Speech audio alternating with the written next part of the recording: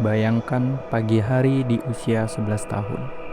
Seharusnya tangan ini memegang pensil. Tapi di Bangka Belitung, tangan itu memegang ayakan timah. Bukan cerita fiksi. Puluhan pekerja meninggal tertimbun longsor. Dan ratusan anak-anak kehilangan masa kecil di lubang tambang. Kami dari kelompok 5 Teknologi Informasi UBB. Kami akan membedah mengapa anak-anak Bangka justru menjadi korban dari timah yang mereka hasilkan. Kenapa ini terjadi? Bukan karena orang tua jahat, tapi karena perangkap kemiskinan.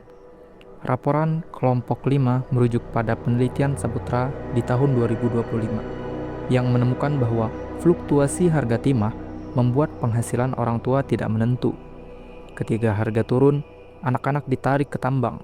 Ketika harga naik, anak-anak tetap bekerja untuk menghasilkan keuntungan. Ini jebakan struktural. Bayangkan, anak-anak di desa Kace dan Ranggung menggantungkan pendidikan mereka hanya untuk upah harian 30-50 ribu. Apakah itu pekerjaan layak? Pekerjaan anak di tambang timah adalah bentuk terburuk. Apa dampaknya? Kelompok kami merangkum dalam 3 dosa besar. Pertama, fisik dan nyawa. Debu silika 3-5 kali di atas batas aman. Penyakit paru-paru. Dan paling mengerikan di tahun 2019 sampai 2023 saja, 81 pekerja tambang timah meninggal.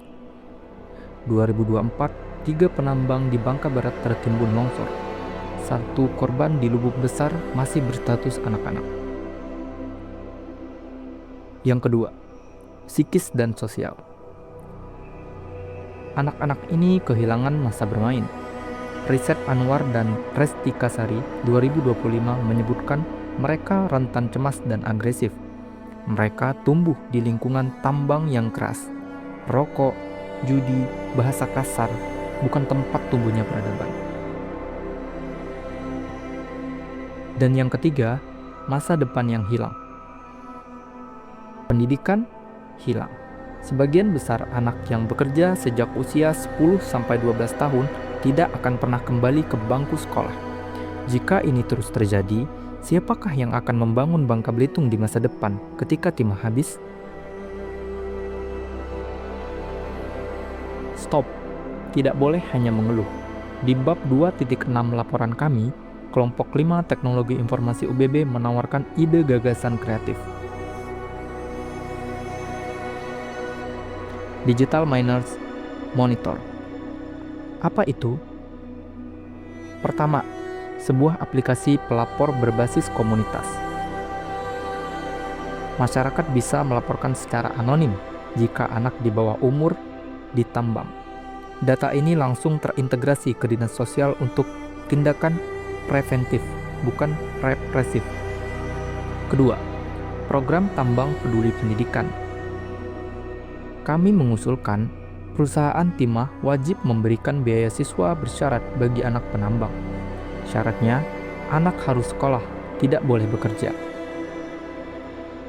Ketiga, literasi untuk orang tua.